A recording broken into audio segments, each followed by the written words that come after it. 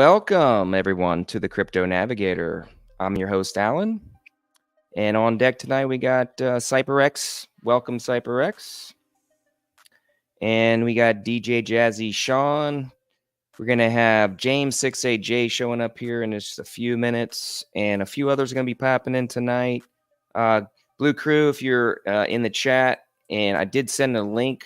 We'll be dropping the StreamYard link here in a little bit. Want to get a couple things out of the way. Shout out to the chat, man. When Mullet, bro, you've been showing up like almost first every single time, bro. What's up, buddy? Hope to see you in Vegas, man, if you come out. Tim Shea, what's up, Tim? What's up, Patsy? Good to see you, brother. Bobby Townsend, I hope you're coming to Vegas. I know you're probably far away, but would be good to see you. Gary, good to see you showing back up again. We got Marvin Davis in the house. Marvin Davis, what's up? Dubs, good to see you, man. Tyran, SoFlo Digital. I think you told me you're coming to Vegas.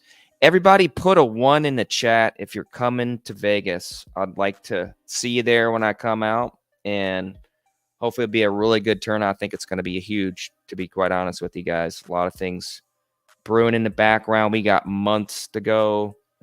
Well, about a month and a half, but shout out to Miss Kills. Miss Kills showed up. I appreciate it. Mr. Kills is probably listening, tuning in the background as well. Shout out to your hubby. Tell him I said hi.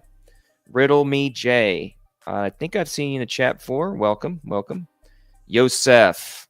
What's up, buddy? Good to see you. Lower Level, the legend. How you doing, Lower Level? Are you bullish? Sophie in the chat. What's up, Sophie? Good to see you. Silver Days. Big Watch. Charts Can't Lie. I saw you in James's show, I think. Good to see you. Frankie Legend. What's up, my friend? Good to see you in the chat. Baller Not. Good to see you. And Mel. Good to see you, buddy. K-Hud showing up. What's up, K-Hud? K-Hud's a legend. And I think we got everybody shouted out.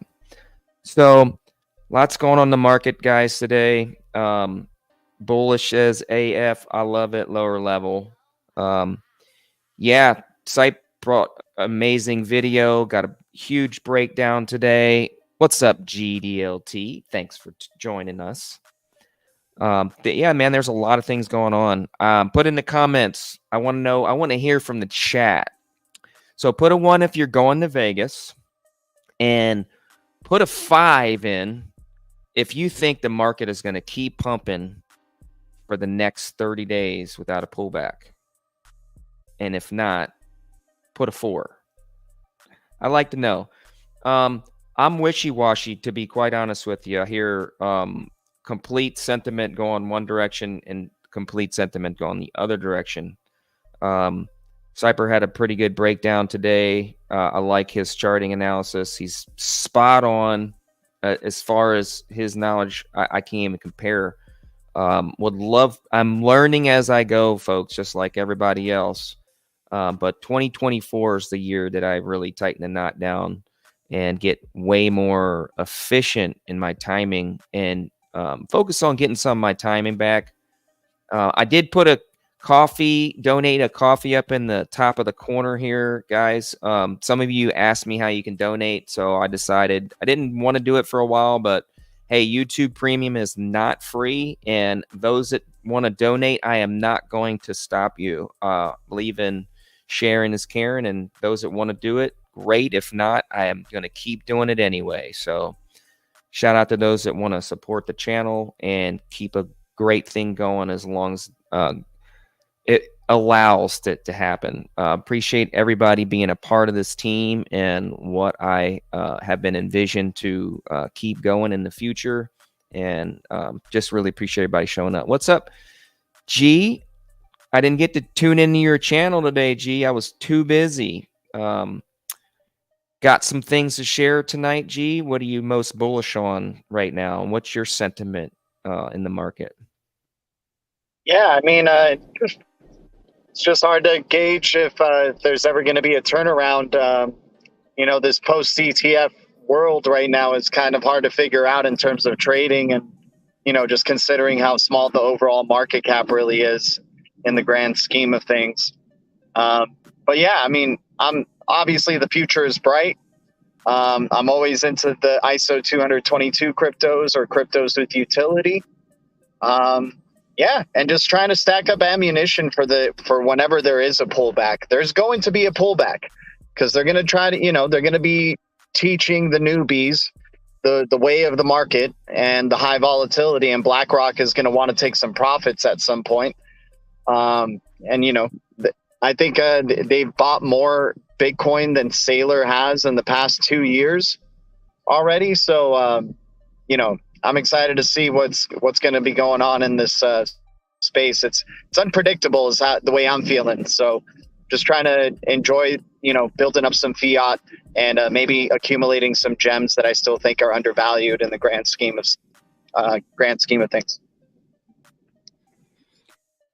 Nice, G. Appreciate it. Yeah, there's just so much going on every day. It's bombarding us at every angle. And Cyper was sharing a little bit about the some of the institutional money coming into play, and also the family offices. And I hope Adam comes on and talks a little bit about that tonight too, and where that's really coming in. I mean, there's obviously big money coming in, but I just don't see it not having a pullback anytime soon. I mean, not having it. I believe it's going to happen. People are going to take profits. I mean, most of what I got out of his videos, it's pretty simple.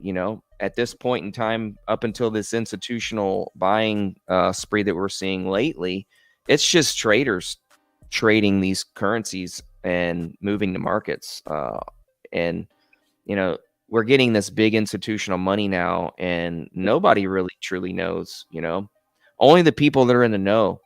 And I'm really curious. What I really want to focus on in the next few weeks is some people that can bring some really good information as far as how this over-the-counter trading is done and how it moves the market, and why we only see a little bit of this movement actually happen at a time. The suppression, how they're actually doing the suppression, and how, and ultimately how we could move the needle, if you know what I mean, because ultimately there's something we can obviously do.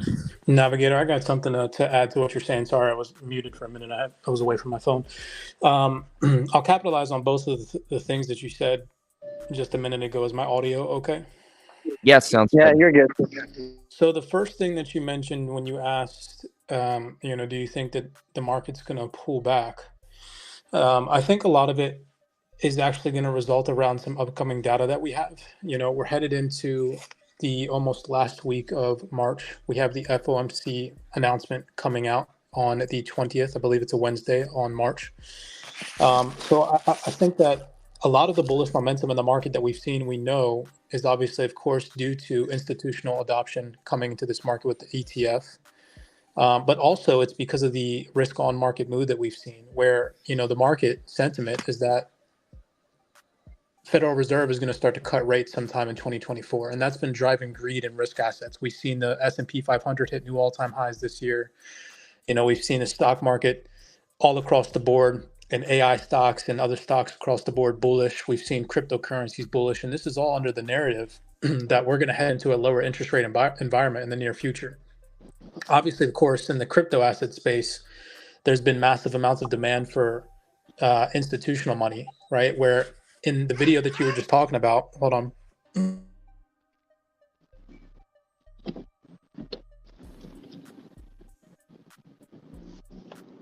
Rugging for a minute, I think. Yeah, I think he was about to hit on some truth there. I know, yep. No, what I was saying is, sorry, excuse me, guys. I got my daughters in the background. What I was saying is right now we're in a very interesting moment. JP Morgan, for example, in that video that I put out a fundamental piece where they went on to say back at the end of February that the massive amount of demand that we've seen in the crypto space recently has been driven by retail traders. That is almost 110% false. Retail money does not have enough money to move the price of Bitcoin from 15,000, where it was back in November 2022, to where it stands now. There's, for a fact, financial institutions behind the scenes that have been buying up digital assets all across the board. And something that I want people to understand is that right now, Well, obviously, of course, Bitcoin is a little bit late, but these altcoins, we as manual retail investors have the chance to front run the banks. We've never really had that opportunity. In previous market cycles, like in the stock market cycle in the early internet days, it was the financial institutions driving the market. Whereas right now, we as manual retail traders, because we don't have a lot of overhead regulation stopping us from getting involved in this space, we have the opportunity to scoop up a lot of these discounted assets before they come in, and trust and believe that they are going to come in. I know that there's a lot of impatient people out there, especially when it comes to utility, because they see meme coins pumping and they get discouraged that their utility bags are never going to pump. But you have to understand that 95% of transactions in the digital asset space right now are due to speculative trading. So, of course, a utility driven asset like XDC that's primarily used for its use case, same thing with XRP, same thing with XLM, they're not going to move as much as these other speculative coins like Pepe or Doge or Shiba Inu or whatever the case may be, right? So, it's all just going to take time. To answer your question about the pullback, I think it's going to play a lot via risk sentiment. What the Federal Reserve says at their FOMC meeting, whether they keep interest rates higher for longer, whether they have a more hawkish or dovish tone, right? Things of that nature for more intraday plays. But if a pullback does happen, you still have to understand the market cycle that we're in. Pullbacks are healthy in a bull market. Even if a 30% crash took place, that's still healthy for a bull market. So that way, banking institutions can come back in at discounted prices and drive the market higher. So just take that into consideration moving forward. Yeah, that's been my sentiment the whole time. I mean, as far as that's why I said I just don't believe that there's not going to be a pullback, even with all this money that people are saying is going to come in. It's that they're going to take people are going to take profits just so they can get, just like exactly like you said, a better trade price. And with all this big money been able to manipulate the markets as long as they have, they got this thing figured out.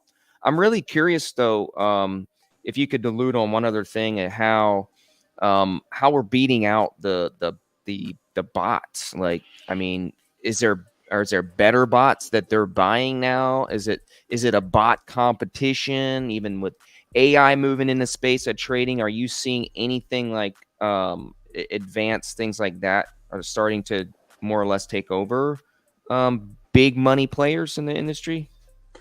I mean, not necessarily. I think that algorithms will always be a part of trading just because algorithms are so much better at trading than manual trading, and then human error obviously, of course, is taken out of the equation when you incorporate a bot or any type of algorithm in the markets. So these large financial institutions and hedge funds are always going to use bots. They're always going to use algorithms that are much more efficient and effective than human beings. So I don't really think there's anything that we need to be worrying about on that end. But I mean, I think that the day trading aspect, I've always said this, I think that in the near future we're going to enter into a digital asset space where certain assets, I can't speak for all of them, but certain utility driven assets, and you guys most likely know which ones I'm talking about, are going to decouple from the rest of the traditional financial asset classes. And we're going to see a super cycle where, yeah, we're probably going to experience intraday pullbacks. But if you zoom out over the next, I don't know, maybe year to 3 years, give or take some massive liquidations events when regulation comes into play, it's going to look like a hockey stick. This market's just going to go up because of mass adoption. When one financial institution starts using digital assets, once the regulatory green light comes into play,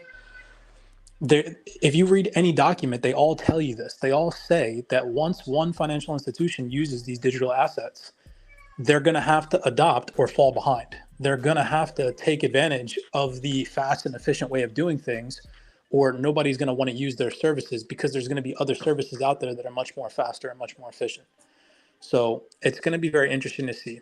At the end of the day, all I can say to people is anytime that the market dips, anytime that the market discounts, don't base your decisions off of fear. Do research and understand where this market is headed by 2030 and beyond. I think me and James were talking about the other day on his channel. Yeah, exactly, brother. Yep. Nice. Yeah, it's funny because there's so many people in the Twitter space. I stay off of Twitter a lot lately because it can be so like toxic with the XRP chat, like people getting so bearish even with a small pullback. I mean, it's absolutely insane. I get when you were talking about earlier, like the meme coins running, people getting faked out and, you know, thinking they need to chase this meme coin and things like that. And the sentiment just gets really low for these people because they have no long-term vision. You know, I think a bear market for a lot of people is the best thing that could ever happen to them. And I say that loosely because it sucks being in it. But what it does, if you're holding these assets, it forces you to learn how to separate your emotions. Because if you don't, you give up. Those that make it to the end, they really learn valuable lessons. They learn patience in the game, and they develop a long-term vision. If you don't have a long-term vision in this space, you're more than likely not going to make it, or you're not going to make really huge gains. Generational wealth is going to take that long-term vision. So somebody was going to. No, yeah. If you don't have the long-term vision, don't invest in long-term assets. Invest in a doggy coin or Pepe or something. You know, that could be for the short-sighted vision. Your red light, green light, if you want. But yeah, for utility assets, you got to understand what you're holding, and it's not about this year, next year. It's about 5 years from now. It's about, you know, the decade from now when this stuff is just the norm, you know, for everybody, or at least, you know, payments globally going wide, and maybe people don't know that digital assets are bridging them. But, you know, it's just on the back end system when they're swiping their Visa MasterCard at Starbucks, you know? Yeah, because I try to think of it too, like if you're trying to make the world very convenient and it's instant gratification world, then having to learn so much about blockchain technology and all this stuff, it's not very simple, right? And that's what the future of these like technologies is. It's simplicity to get what you want, the next thing. You don't have to jump from one hoop to the next hoop or anything like that. You know, you just use whatever asset you want, your airline points, your stocks, your crypto, your US dollar, wherever too. You can use it at anywhere in the world, and it'll get converted into the local currency. I think another thing too that people lack is the understanding of what financial institutions focus their attention on. Right. Like risk management is obviously, of course, their number one focus, right? These banks that are playing around with these technologies, they're systemically important. So they can't just go and risk all the assets that they have under management or all the, you know, annual transactions that they make on a blockchain. It might not potentially work. So what did they do? They can't do YOLO bets, you know? Yeah, exactly. They can't do YOLO bets. So they built this new infrastructure in such a way where they can run proof of concepts and tests on it without moving price action for years, you know, for as long as they want. For as long as they want, they can run proof of concepts and tests on this new digital infrastructure behind the scenes without moving price action. And so we see all these bullish fundamentals, right, where all these partnerships are taking place and all these networks are taking place. And people are always discouraged because Ripple just partnered with the Bank of International Settlements last year in 2023 and ISDA in 2023, but we got no price action from it. And it's like, yeah, those are partnerships for 2030. Those are partnerships for when the new infrastructure is fully set in place and regulations established. They're not for right now. You know, so I don't know. People fail to see the bigger picture. I think I said this in James's call the other day, where humans have a natural tendency to overestimate the short term and then underestimate the long term. Yeah, that's right. Yeah, right on. Absolutely.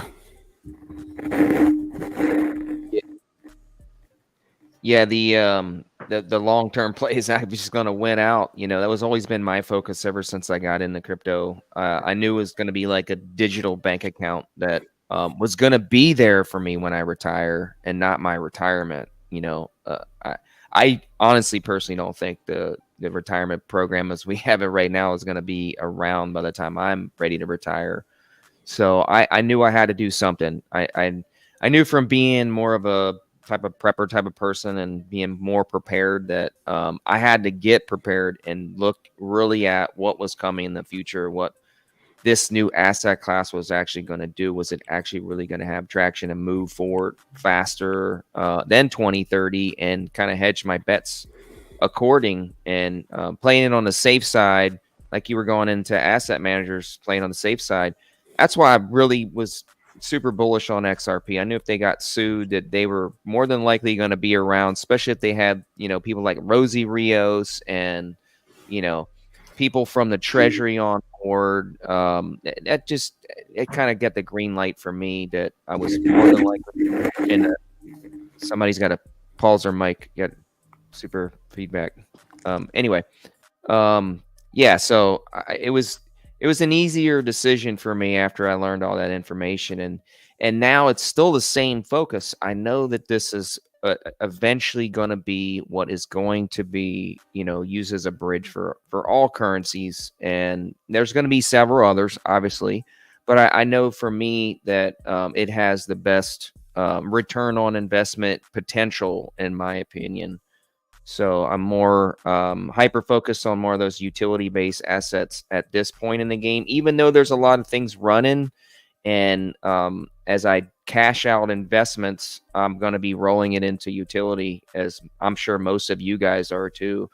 But there's a few that I'm really paying attention to. And G, if you would like to kind of give some of the people that are not in your channel some of the couple of the picks that really hit off in the last month. Onyx was one of them. It was XX, I do believe. It was there's 4 or 5 of them. But anyway, I think most of your channel has been doing really extremely well with some of these coins. Just as not financial advice, guys, just kind of giving you an insight on the networking that we're doing here as far as a community now. I've really, really amazed at the amount of collaboration that this community here, especially the people in the chat right now that I see, most of you I see in multiple other channels. We're all pretty networked together, and it's amazing how we're all collaborating together as a team and sharing this information. It's coming out so fast I can't even keep track of it. I get to where 4 or 5 things are in my mind, but I can't mainly focus on one because you don't know what is more important or what's been talked about already. So it's kind of crazy to keep up with it all. But this next week, I have a hair in the back of my neck standing up. Literally, this week is something's coming. I don't know what, but I think a few probably feel the same thing. What were you gonna say, Jess? Well, first of all, I want to say hello to everybody. Hello, Jay, CyberX. I'm new to the game, and it's hard to play catch up with the big guys, like 6-8J, and it gets really frustrating. I'm an investor of businesses, and I've kind of sold my businesses and put some money into the crypto. But you guys are kind of big. Just a word of encouragement for the new guys like myself and even smaller guys. I've only been in crypto 6 months. So can you guys it's driving me crazy right now that the price is going up and I don't have enough crypto because my funds weren't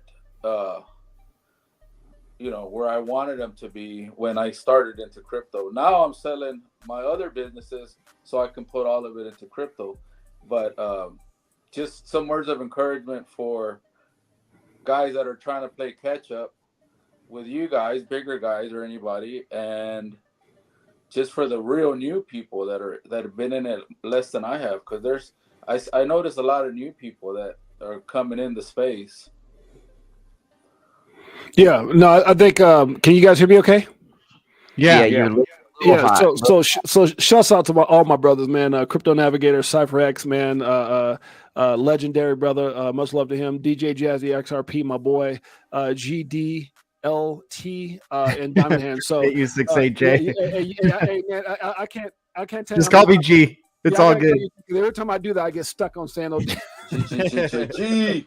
But say that 20 times real fast for $1,000. But I think one of the things I'll tell you, Diamond Hands is and I'll say this out of love. You don't want to look at what everybody else is doing, brother, because I think that's the thing that will drive you crazy trying to play catch up. I started this journey with 15 grand. Matter of fact, I'll go back. I started this journey with 25,000 and then lost it all in 17. I sold. It was like an extra car I had. It was like a very nice Navigator. I'm sorry, a Hummer.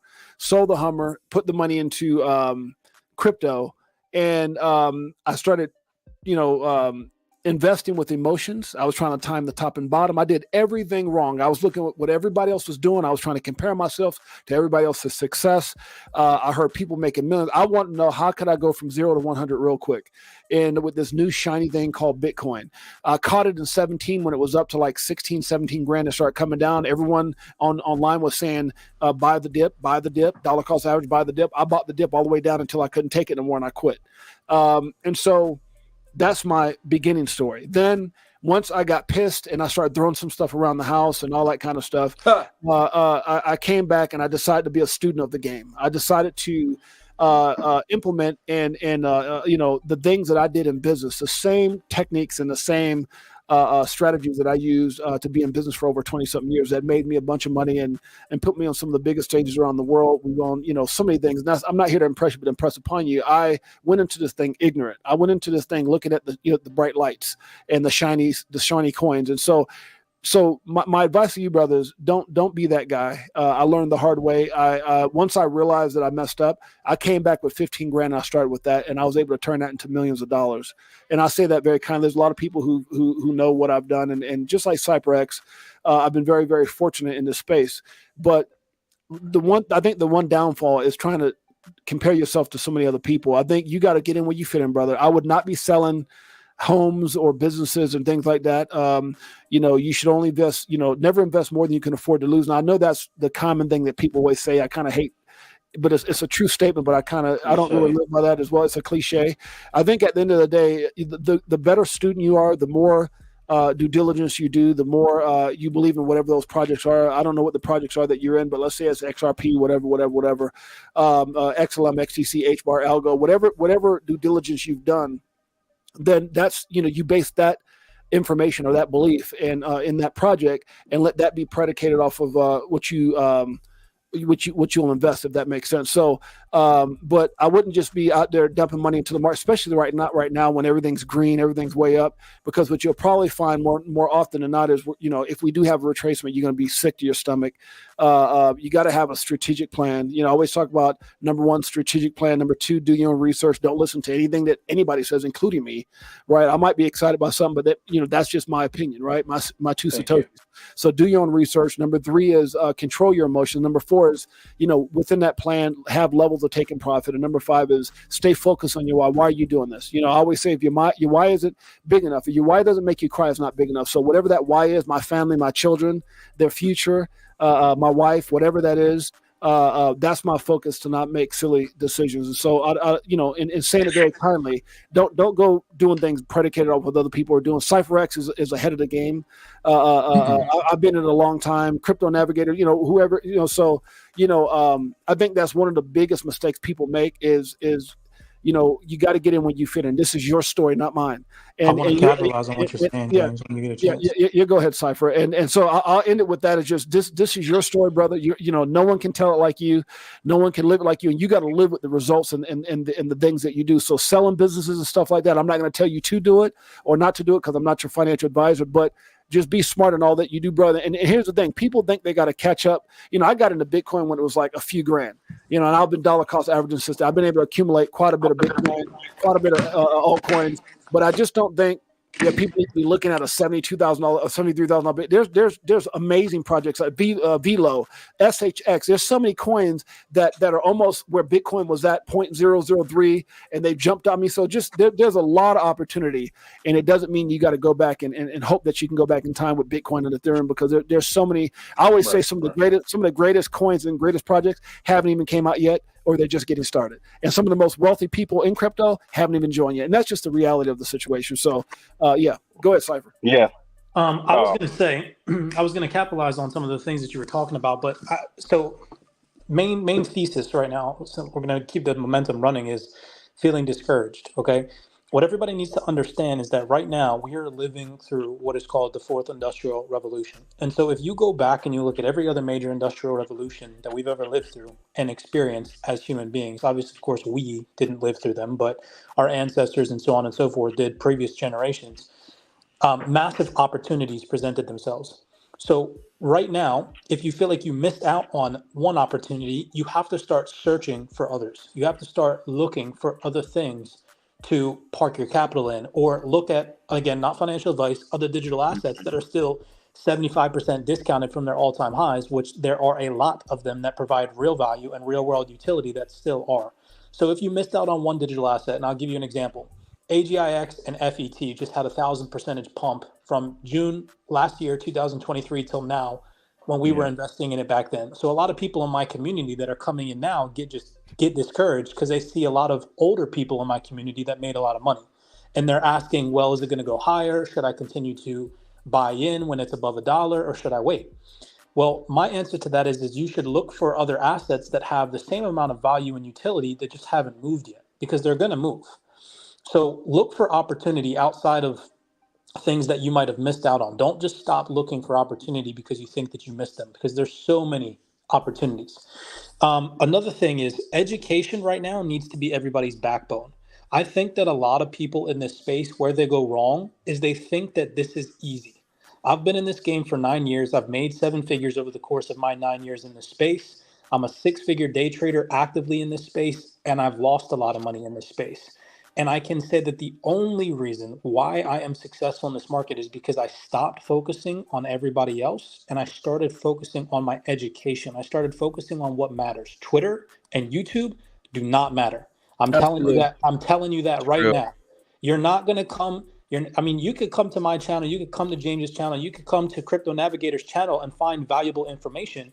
But at the end of the day, if you're not taking the information that we're providing and then applying it in a healthy way, in a strategical way, in a logical way, it's not going to work for you. So education has to be your backbone. Where are you going to gather that education from? That's going to most likely cost you some type of fee. Education is not free. You're not going to go and just Google how to be successful in this market. So then that leads me to my next talking point. So we went from opportunities, making sure you focus on opportunities, education is your backbone, and then networking. Stop thinking that every community out there is a scam. There are communities out there that hold and provide massive amounts of value.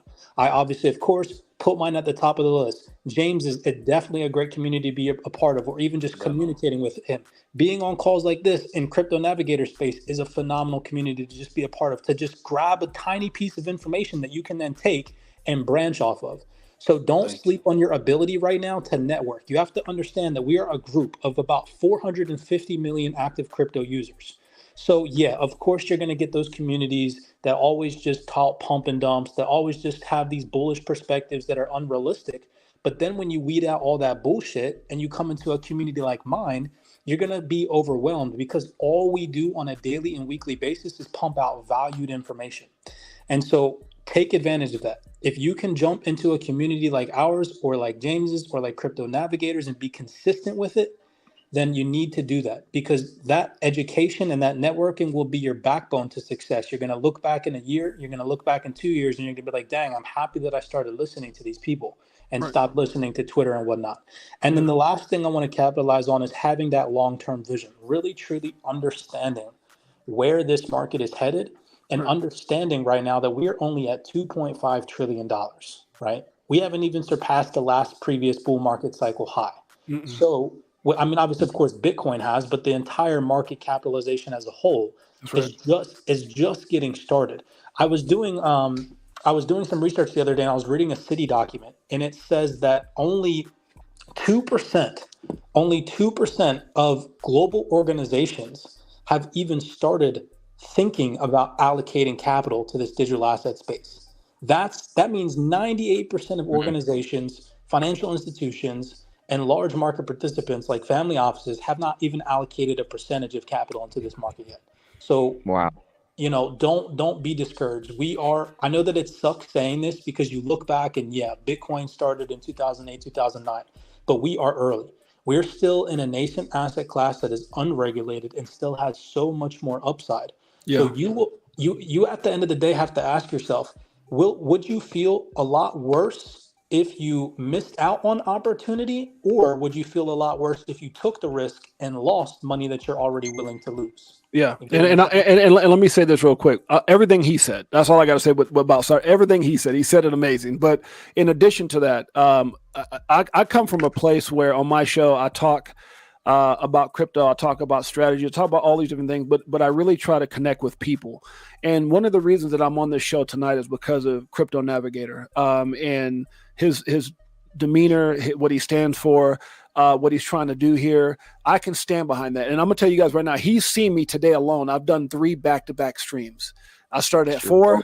I had another interview at 5, and I'm right back here. And the reason I'm here, it's not that I'm not tired. It's not that I don't want to go hang out with my wife who's waiting for me downstairs. Is I see value in connecting and building a platform like this, where and even with my platform and with CypherX is when you see amazing people, you navigate towards that, because I know the power of people having something like this to come to. A lot of people like yourself, Diamond Hands, need to be able to have people who are going to keep it real, keep it 100, not tell you what you want to hear, tell you what you need to hear in order to be successful, brother. And I tell you what, I appreciate the comment about what you said as far as your journey.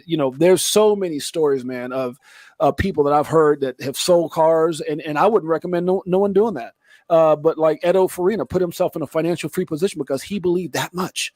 If you hear the story of over at Fruition Productions, the guys who are doing that documentary, they're working a 9-to-5 like everybody else. They were just like everybody else, yet they're getting ready to come out with the biggest story. And you know what motivated them? They were sick and tired of being sick and tired. And they want to actually come on my show and tell their story, which I'm so grateful for.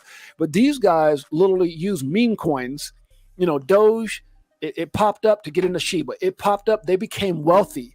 It popped up, and now they're doing all this stuff, and they're funding all this. And it's just a phenomenal story of their journey. That's their journey, their story, but they created that, not predicated off of following me, following Cypher, following this, but finding their story, the things that they were passionate about, the projects they were passionate about.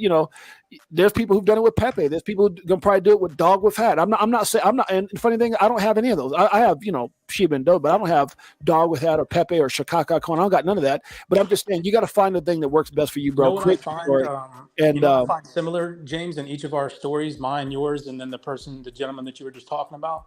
Uh-huh. I think something that everybody needs to have via the takeaways from this is you got to set yourself goals. You have to establish what you want to accomplish in life at the end of the day, but then you also have to be consistent with yourself. Facts. You have to show up on the days that you don't feel like showing up. Like James just said, he's jumped off of 3 calls today. I woke up at 4:30 this morning after not sleeping only for about 3 hours to wake up to trade, to then create content, then break stuff down for my team. I've been on 3 different Zoom calls. Jeez. Like, do I have the money not to do that? Absolutely. If I wanted to go disappear for 3 months, I could pay all my bills, pay all my rent, everything. But Cypher, you're just lucky, bro. You're just lucky, right? Yeah, right. Just lucky at the end of the day, right? But no, it's persistency. Right. It's believing in myself. It's waking up every day. It's right. Even when I have a scratchy sore throat and my daughters are pissing me off and something in my personal life's going the wrong way. It's still showing up at the computer. It's still opening up documents. It's still figuring out where I can access capital. It's just a grind. And I read something the other day, and it's like, when you realize what the grind can do for your life, that's right. Then you start to fall in love with it. It doesn't even become a hassle anymore. Like, James isn't going to go down to his wife when he gets off this call and he's like, "Oh, I had a long day." No, he's probably going to go down and talk to his wife about how amazing his day was, and his wife is probably going to motivate him to do it again tomorrow because she sees it's working. So you really have to be persistent with yourself, even if it's small baby steps that you're making. Even if you go to work and at the end of the week you only have $5 to invest, well, then guess what? The next week, you better be doing the same thing over and over again, even if it's just $5, because that consistency will turn into 1,000 at the end of the year. That's right. And then the year after that, it'll turn into 5, and so on and so forth. And you'll just start compounding. It's funny because CypherX just says something. It's funny because one of the greatest moments in my journey in crypto, and I'm gonna turn it back over because I think I don't want to talk too much, but sorry, Crypto Navigator, I didn't mean to hijack your channel. Yeah. No, it's good. No. One of the greatest moments and the greatest experiences, that greatest moment that I can think of in crypto wasn't the monetary aspect. Is when all that drive that Cypher S is talking about, all that motivation, all that just determination, that just infatuation with this space and winning and doing my due diligence. I remember walking the last time we lived here in Vegas, and it really popped off in the last bull run. And my wife looked up and she said, I feel like we're living in a dream.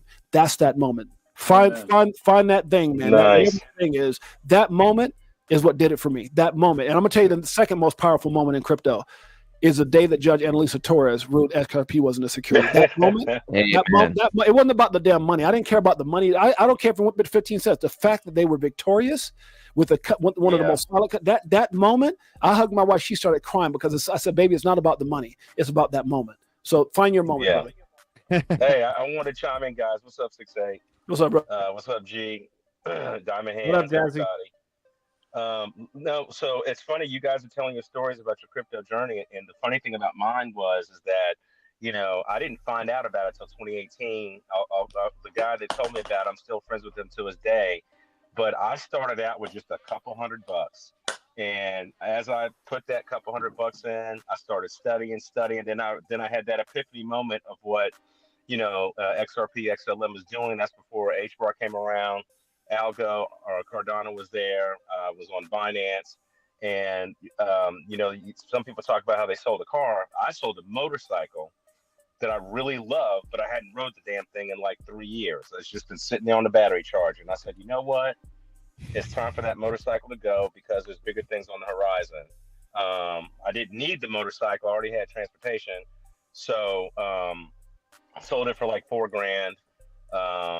And started DCAing in. And the one thing I learned is that I had that same feeling, Jess, like I'm trying to play catch up because I watched Bitcoin when it went down to $3,800, and I'm like, dang, I still can't really afford one whole Bitcoin. But what I learned is that as I started studying other tokens and other projects and trying to see where the space was going for my own personal benefit, I said, I am so freaking early here that I can buy a token and sit on it for 5 years. And if the project is doing what they say they're doing, they'll be successful, or at least moderately successful. And hell, even if they're only 20% successful, I'll still make money. And so that's why I bought XRP, and except for the occasional, I need to pay a $100 bill, I have never sold any. And Jess, we are still so early. I know it sounds crazy because this is at the stage where people are starting to FOMO in, and Bitcoin is shooting up, which means all coins are rising. But guess what? It's going to shoot up to a certain percentage. It's going to come back down. Other projects are going to come around. We just keep researching, keep studying. And I think we've got 5 years of this. XRP pops, everybody makes what they want to make. And then, well, what's next? There's going to be something. We're already in the game. We're already researching. So, dude, we're so early. I mean, 6'8" said he made, turned a little bit of money into $1 million more. That's great, but he ain't gonna stop. Yeah, this market's not going anywhere. It's only going to be the future. You know what? We're about to enter into a Web3 economy. So I just wanted to share my story real quick when you're done, Sean. Go ahead, Sean. Oh no, I was done. Go ahead. No, so y'all were talking about cars and selling cars. This is what I started with. I bought this Volkswagen Beetle for about $1,200, $1,500. I took it from this, to, let's see if I can. It's kind of hard to navigate through. That's like an invisible body or something, like a Wonder Woman or something. That's a frame off restoration. So I went from a complete frame off restoration, which I don't know how to navigate through each picture. So let me just get rid of this one. Anyway, I literally restored a Volkswagen Beetle. It took me 3 years to do it. Now, when I first got into crypto, I bought this car so that I could restore it and take all of the money and put it into crypto, literally. So it took me 3 years of every weekend off that I had. And my wife could tell you I spent a total of about 3,000 to 4,000 hours restoring this car. It took me, like I said, about 3 years, and I dumped all the money. I purposely did it to invest it all into crypto. So when you say blood, sweat, and tears, I literally have that blood, sweat, and tears investing in this market. No, good for you. And I'm thankful that I met you guys. But like CypherX said, it was doing research, not just sitting down wasting time. I put some good money into it for my position, and then I'm selling our Airbnbs to add because I see the benefit. Go ahead, Alan. I didn't mean to cut you off. No, you're good. That was pretty much all I wanted to say about that. I was trying to get the other picture, but it's too many to scan through. Too many things at one time. But yeah, I think a lot of us have great stories that have been here for a long period of time. And the thing that makes me the most bullish is the patience that I learned and the knowledge I've learned of being in this space is just fundamental. It'll be life-changing advice to somebody else in the future, because if they're not looking to you now for advice on how to make it, or how just to better themselves as far as their day-to-day, they'll be certainly coming to you for advice. And to be in an opportunity to where the rest of your family that never listened to you before will listen to you is going to be monumental. We're going to be the pillars of our families, and what you could have done. You know what I mean? They're going to be, a lot of them are going to be crying and wishing they had got in and listened to you. You can hear a lot of "I wish I had listened to you" kind of deal, but at the same time, those will be the ones that'll come back to you and ask you, "Hey, what do you think I should do about this?" Or what do you think I should do about that? And be prepared for that, because that's part of sharing your gifts and your knowledge. And I'm focused on that, really. I take that as a challenge in the future of how I can bless somebody with knowledge and how to get them through circumstances and things that they're going to face in life. And it's just going to be a great opportunity, I think, for a lot of us. So, especially in the hard times are going to be coming. So, Hey, Navigator, what was the thing you were talking about a second ago about Vegas? What's that all about? oh, so we're having a Vegas meetup, bags, crypto tails, and bags, and Berserker, Lady E. They're all doing a big moon party. They have it every year in Vegas, and they're doing one in Australia coming up, I think, like the end of this month or something like that. You're welcome to come, CypherX. Yeah, man. Yeah, It's gonna be. are there details you guys can send me? Yeah, I could send it to you. So yeah. Vegas is a drive away. I'm only in Malibu, so. Oh, nice, man. So it's on the 4th. Is the moon party? 6AJ's having a get together at his house. I do believe around 5 o'clock or something like that. Is that correct, James? On the 4th? Yeah, I believe so. I'm still trying to work it all out, but yeah, it's going to be something like that. Yeah, for anybody who's interested, just DM me. I know Crypto Navigator is going to be there. We got several other people, but yeah, we're going to have a little get together with some of the Crypto for Life family and others that are in the space here at the home. So yeah, it should be a lot of fun. I'm not sure of the time, but I think it's around 5, something like that. Maybe 6. I got to look it up, man. I don't know. My wife's got all that stuff handled. Yeah. So the moon parties, I do believe, from like 9 until 1 or something like that. Going to be a concert and stuff, and a hangout afterwards. The last 2 been pretty lit, so super excited. I missed the last 2, so I definitely am not missing this year's. And yeah, it's going to be pretty awesome. I know they have the XRPL convention at the same time. I'm personally not going to that. I'm not paying $500 to go and talk crypto all day and listen to a few other people speak about stuff I've already heard. Not really interested in spending that kind of money. I'd rather go hang out with the boys and go to the moon party and come see my boy 68J and hang out with some real people and people that I know, and people I know are going to be, future like-minded individuals. And we're building just a great community. It's amazing what we're going to be able to do in the future. I'm just really focused on that. And I don't know if anybody in the community knows, but I had a topic come up today. It's like where I work at, I would love to see them get on the blockchain, be able to take payments for all the sales that are done in the business, be able to track that in real time, kind of like VeChain's doing, right? But be able to bring on the credit card payments. I know that, like, there's got to be a way you can do it, because I mean, I had like coin payments or something like that when I had my my online payments for my company, my hydroponics company.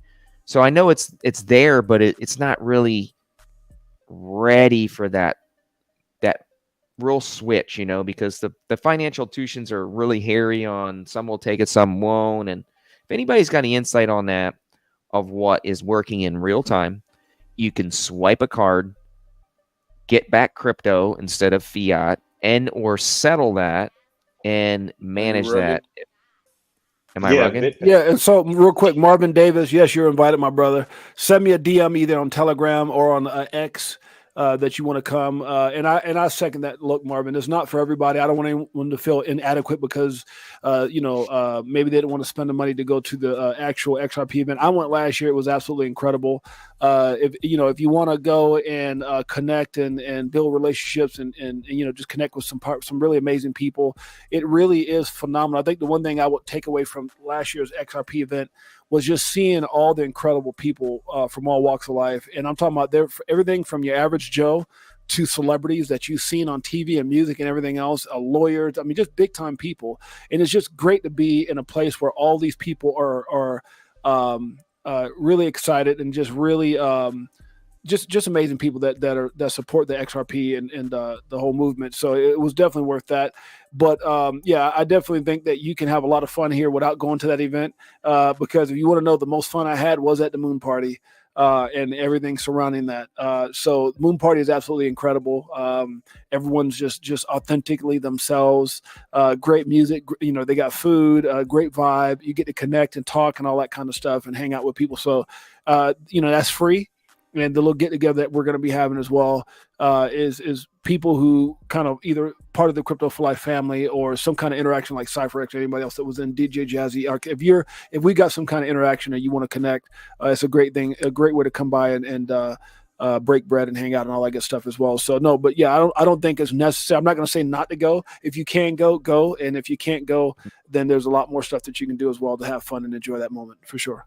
Hey, comment for Alan and question for 6A. Yeah, Alan, the comment. I think BitPay and WorldPay and FIS have a thing that you can do where you could take payments and receive it in crypto, or they'll convert it into crypto. To answer that question, and go ahead. No, keep going, Sean. Okay. And the 6A. I'm not going to be able to make Vegas. I wish I could go. I'd love to come hang out with you, go to the Moon Party and all that stuff. I appreciate the invite. I'm going to have to wait till next year, to 2025. Hey, brother, you got plenty of time. We ain't going nowhere, man. We ain't going nowhere. Crypto ain't going nowhere. We're not going anywhere. So you got plenty of time. I was telling Alan, man, if I had it my way, I would rent my own airplane and get my pilot's license and fly out there my damn self. You know what I'm saying? Yeah. That's on my bucket list. That's one day, brother. One day. Yeah, that's dope. That's dope. Hey guys, real quick, I don't want to cut anybody off. I got to hop off here. So I appreciate you guys as always. Crypto Navigator, it's always great. James, absolutely, my brother. Everybody else, you guys, thank you so much for always having me. Much love, brother. I'll see you guys next week. Cypher, always a pleasure, man. Thank you very much for coming on. Much love, bro. And giving your time, man. I really appreciate it. It's always a good vibe. You guys take it easy. All right, my brother. And G, are you still there? Okay. Yeah. You I'm have here. one of the best shows. G, if I watch your show probably the most out of anybody's show on YouTube. Okay. And I say that because it's true. And I say because what I like about you, G, is you're real and you put a lot of heart and soul in what you do, and you really do a lot of deep dives. You kind of remind me of a modern day like CKJ, but a little bit younger and a little bit more consistency. I love CKJ. Shout out to CKJ if he's listening. But you kind of remind me a lot of him, but you bring a whole nother level to it, man. So don't ever think that your channel is not good, bro. You bring a tremendous amount of value. You are suppressed. You know that. I know that. Unfortunately, YouTube does not want to let you break out But it's probably going to happen, man. You can only keep a spring down for so long before it springs back. Okay. So keep in there, man. Just keep doing what you're doing, bro. Because I love having you on, man. You always bring great information to the community. You got all the comments in here, people telling you, man, they come on here also to see you too, man. And 68J is constantly bringing the fire, man. Constantly putting content out there, loving pouring out to the community. Guy's probably got enough money to retire right now, but he wants to have generational wealth and probably bless a lot of people. And that's why I really like you, CKJ. You made it in your life, but you also were humble, and humbleness is the most attractive thing to me in my life. I want to be around humble people that can bring their gifts, because what it's really about is sharing with others what your gifts are. That's what you're put on the planet for, if you realize it or not. If you haven't, let me be the first one to tell you. Yeah, thank you, brother. I appreciate you. Thank you, my man. That means a lot to me, man. And G, I'm definitely gonna connect with you as well, man. Because it's I always say this, man. Just stay authentically you. Whether it's me, you, and Alan.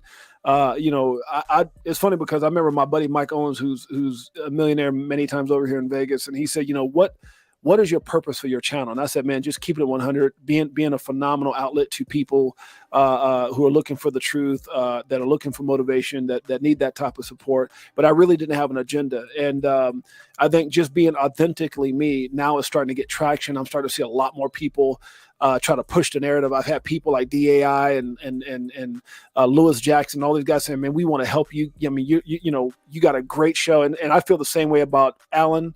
I feel the same way about UG. If you're out there doing your thing, man, just stay the course. Your time will come, brother. Somebody's going to recognize it.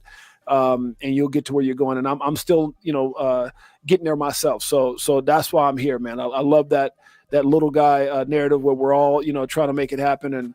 And look, no matter how much money you make, to me, it's not about the money. I mean, it is about the money, but it's more about the passion. It's about, you can't take any of this with you. There's a point in time in your life, and I'm just at point in my life where I've done so many phenomenal things that money is not the motivating factor. It's my purpose. And my purpose is my family, and my purpose is my Crypto for Life family. And I think that's very authentic. A lot of people who know me know that, and you can go back to my social media platforms and see all that stuff. Yeah, man, I definitely love helping people, and thank you for all those kind words, Alan. It's not about me. I think the thing that motivates me is that if I can do it, anybody else can do it. And it's not because I'm 6'8". It's not because I could dunk a basketball. It's none of that stuff. It's not about if you can sing. It's just about paying attention, getting the right assets, being patient, having a plan, having a strategy, and it'll come, man. I mean, this is the greatest opportunity, in my opinion, that we'll ever see. I think it's one of the greatest opportunities we've ever seen. Period. So someone shouted out, hold on, put the link in the chat. So everybody in this stream right here that has a YouTube, or anybody that comes on my stream, has a link in the description. G's channel is in the link in my description. 68J's Crypto for Life channel is in the description, and CyberX Trading is also in the description. I got Boardroom. We have Uncle Buster, and we have Crypto Tales. They both have simultaneous streams. They are in the link in the description as well. So for those that are new, just maybe tuning in, develop this Crypto Navigator channel to be a platform for utility-based crypto YouTubers to come on one stream once a week on Wednesday nights at 9 and collaborate as a community, share your knowledge, and grow as a community together and grow channels together. Because if we're all sharing great content, we can get the information out faster to the masses and get the right information out. The more we collaborate, it's just going to help the community at large. So that's why I spend the time and put the effort into doing what I do. It's not for me, it's for the community, and I do get something out of it. Obviously, that's why I do it. But more or less, I believe the more collaboration we have, the faster we're going to grow as a community, and the better educated we're going to be. The more profits we're going to be able to take. So I love just seeing where this is going to go, man. You know, Yeah, and same thing. The G too. G, you're welcome to come on the show. I just had Adam on. I mean, I just had I hate to say his name. I hate to use his real name, but Crypto Navigator on yesterday. Crypto Navigator on yesterday. I had CyberX. I've had all these guys coming through the channel right now. It's just been bananas. And we just had Stephen Naroff on. We just had Fruition Labs. We just had Lewis Jackson, Zach Naroff, Echo. And so I would love to have you on the show, bro. And I'm doing a lot of networking right now. People referring people asking me to go on their show. And so I definitely would love to have you on. And anybody else that wants to come on the show, man, just let me know. This is all about uplifting each other and helping each other in all that we do. And if Alan says you're a real one, I've seen some of your stuff, man. I know that you're a real one, but that's good enough for me. And I definitely like to have you on the show as well, brother. So that'd be dope. Yeah, I followed you on X, 68J, I think during this stream. So Okay. yeah, let's connect, man. And Okay. yeah, if I could ever come on the show, I'd be grateful. Yeah, I've been streaming since 2017, talking XRP, XLM, Wow. SHX. When SHX even was like before it even became a token, was talking Stronghold and all those Jeez. connections. So yeah, it's That's been a crazy, hell of a bro. journey. I Yeah. can't believe you've been in that. I mean, I've been in crypto since 17, but I've only been streaming for just over a year. That's crazy, bro. You put some time in, man. Yeah, Your time is coming. Your time is coming, brother. Yeah, I followed appreciate you, dude. We're slow crawl for sure, but hey, man, it's more than it was a year ago, so it's all That's good. awesome. That's awesome, brother. I like it. Yeah. I mean, I've seen your channel grow quite a bit, G. I mean, just from when I first started watching you until like now. I mean, you've gotten way more advanced than what you're doing. I need to get to that level. I'm committing to spending a little bit more time and making my channel a little bit more value for the community as much as I can. Hopefully be able to get to 1080p if I can get a little bit more flow coming in. This is limited unfortunately to the 1080p. I would wish they had 4K streaming on this, but they don't. But I think hopefully by next week I'll have a little bit better quality here. So. And by the way, I just followed you back, G. Know that when I follow someone back, I got to delete someone because hey, I'm sorry, whoever, because I keep my 589 at 589. So dude, we both have 589 followers, man. Yeah. Or people we follow. That's funny. That's funny. That's got hilarious. to, man, for the culture, Absolutely. Yeah, Absolutely. hilarious. Yeah, Alan cut me off. I was going to make a joke, but the timing was all off. And, I've been listening to all these comedians on Club Shay Shay, so I guess I got nothing right now. I'm not available. Oh, man, come on. You know we wanted to hear that knock.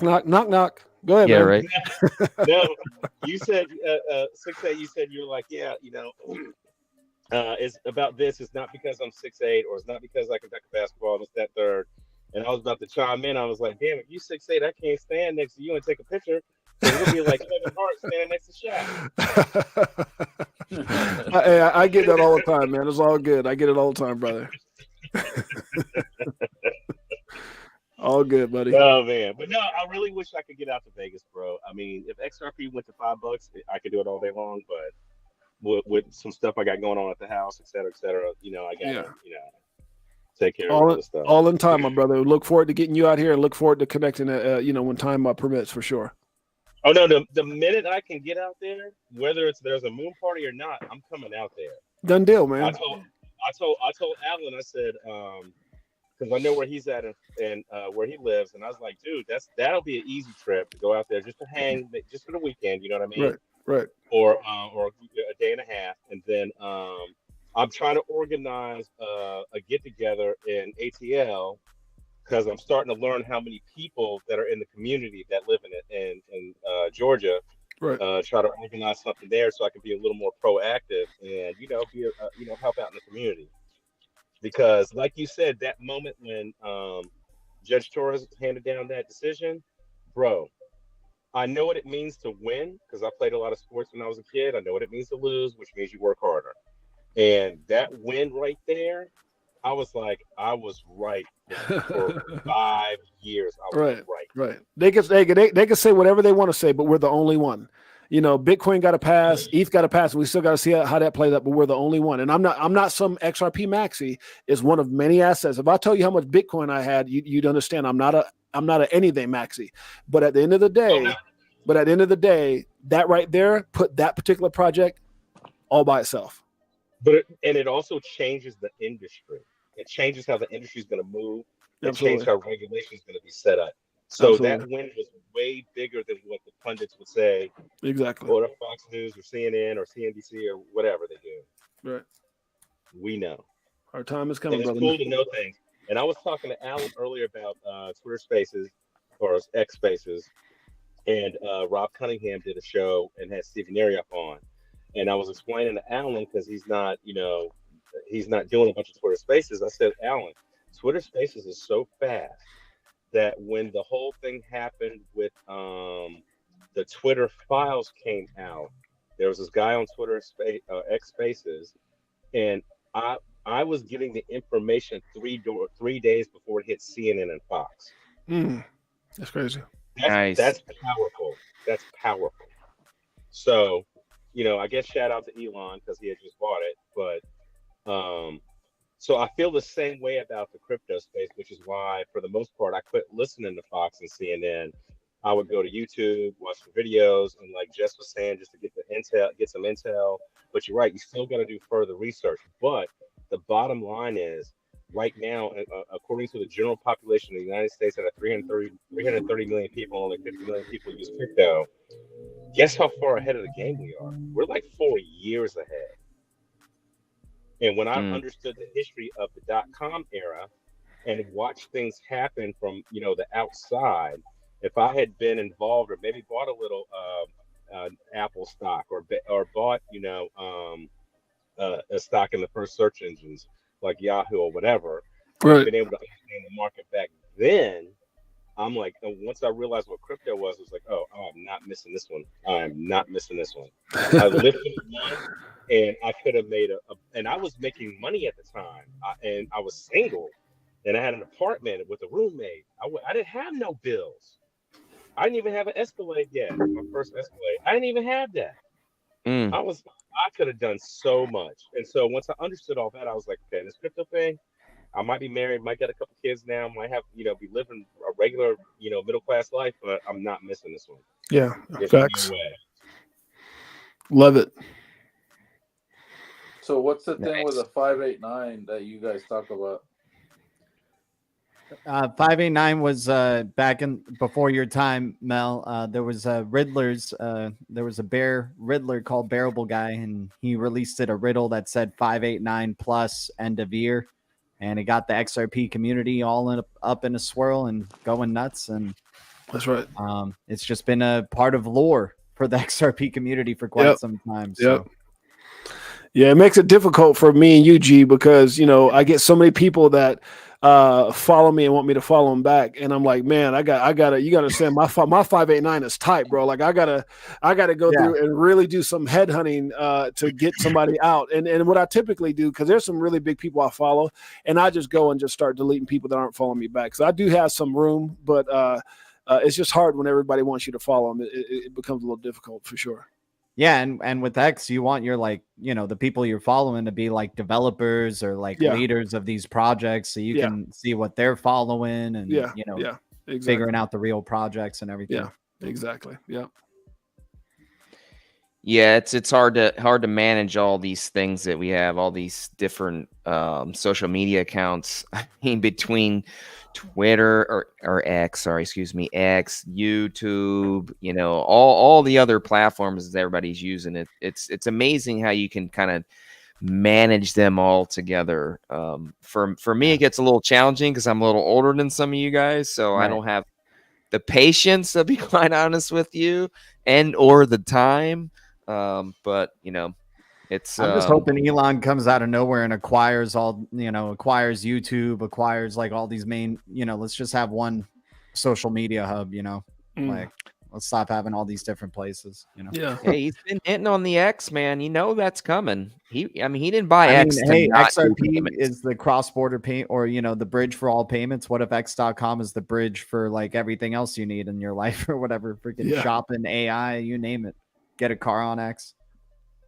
Yeah, he even made a video about exactly pretty much what his plan was going to be. He said he wanted to take over 50% of the payments in retail. So, I don't put it past the guy. If he's the one putting potentially nodes in space, and all the redundancies for this blockchain.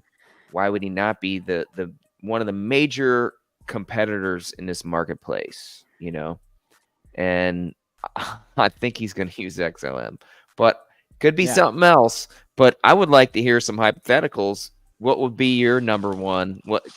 I want each one of you in this panel right here. What do you think? Not going to hold you to it. I just want to know what you're thinking. What do you think Elon's going to use? What crypto?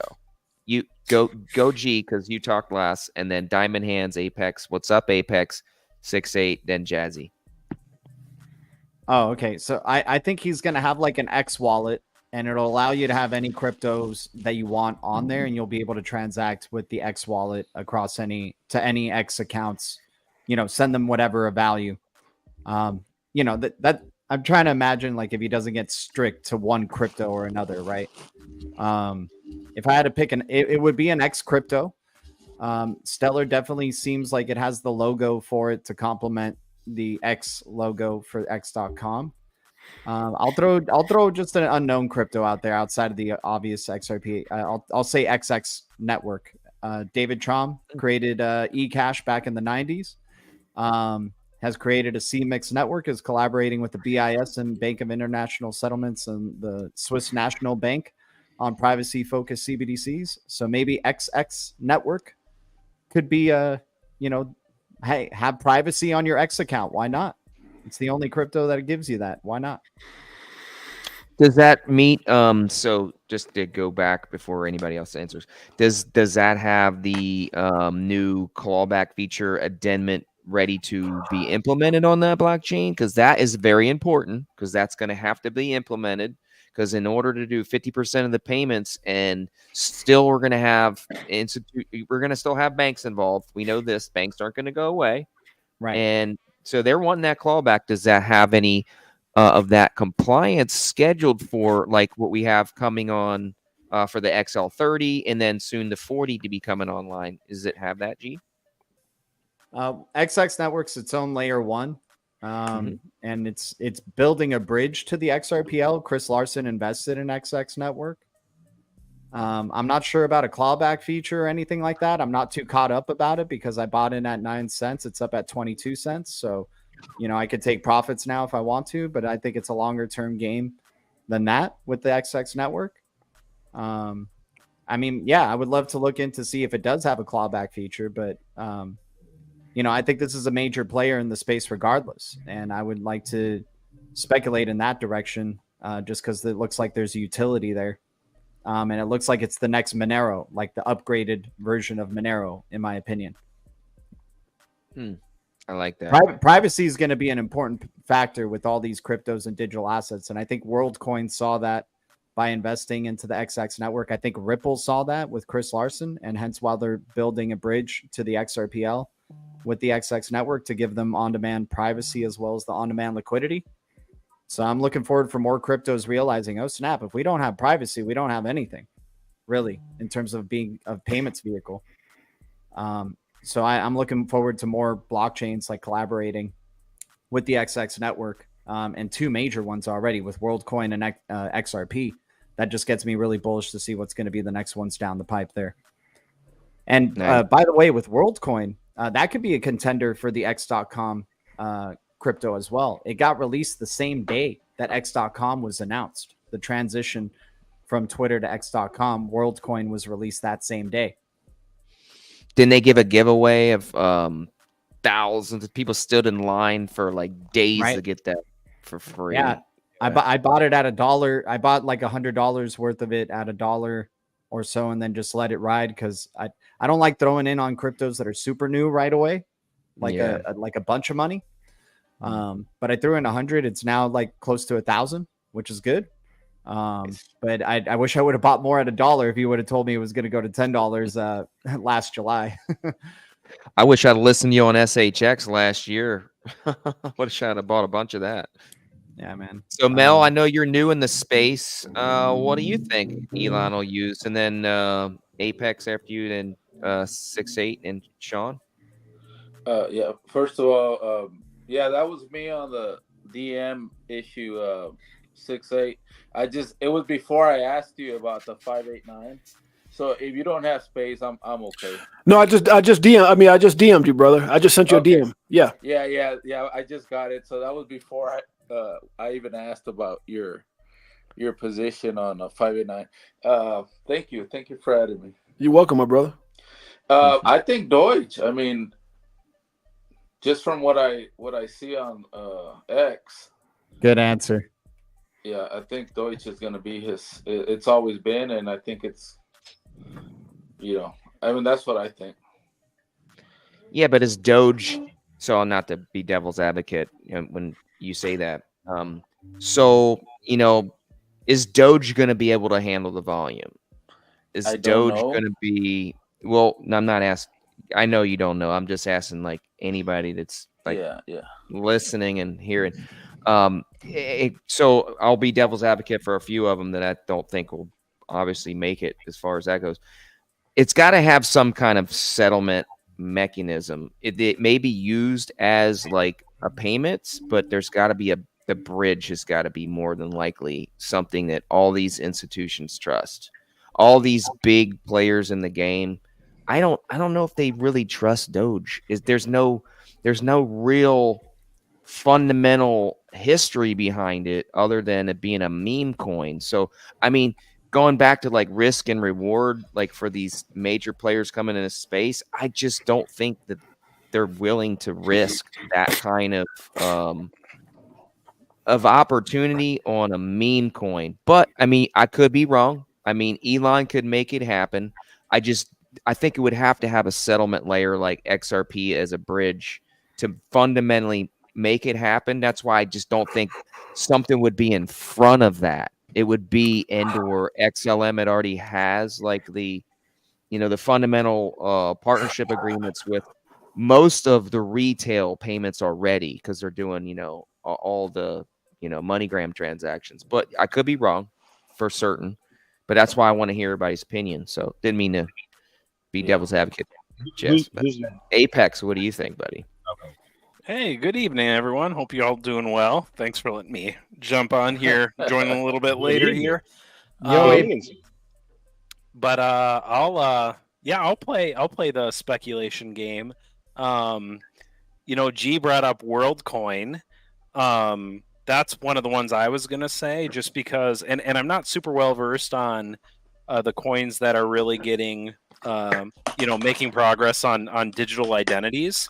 But WorldCoin is certainly one of them, right? Where you scan your iris and, is it proof of person is the name of the, I don't know if it's their consensus mechanism. That's just what they call, right? They scan your iris and you get WorldCoin, right?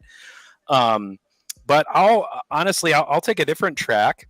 If you know Elon's history, he had a history of one of the first people that started PayPal, right?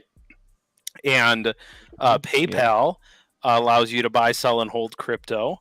And so I would speculate, man, maybe Elon is going to leverage some relationships or some know-how that he has via his PayPal connections.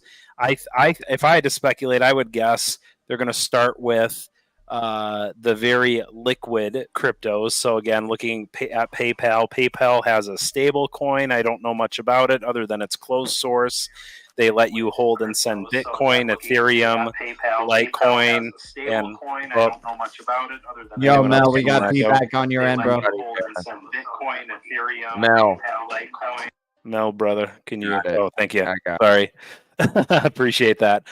So, I mean, just looking at PayPal has Bitcoin, Ethereum, Litecoin, and Bitcoin Cash. And so, man, why not use those? Why not use his connections he has at PayPal to figure out a way to integrate that? But I think long term, it's going to have to be something that has digital ID attached to it, some form of digital ID, which I know Twitter has a verification process you can go through, but I don't know. I haven't gone through it, and I don't know if that's something that, do you have to scan your ID, your ID to verify who you are?